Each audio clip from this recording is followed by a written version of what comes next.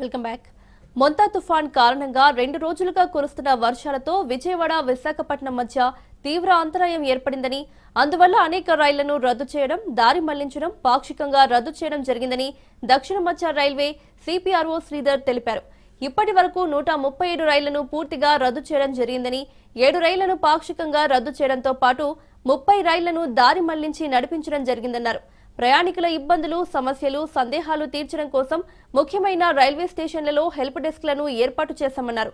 Dornakal railway station track లెవెల్కు వరద నీరు చేరడంతో ప్రమాదాన్ని ముందే ఊహించి రైళ్లను రద్దు చేయడం, దారి మళ్లించడం లాంటి చర్యలు చేపట్టినట్లు తెలిపారు.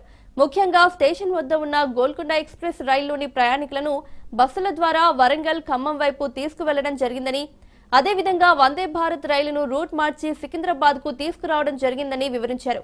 డోర్నకల్ రైల్వే స్టేషన్లో పట్టాలపై నీళ్లు తగ్గడంతో యథా పరిస్థితిలోకి వచ్చిందని, రైల్వే ఇంజనీర్లు ధృవీకరించడంతో రైళ్ల రాకపోకలను పునరుద్ధరిస్తున్నట్లు వెల్లడించారు.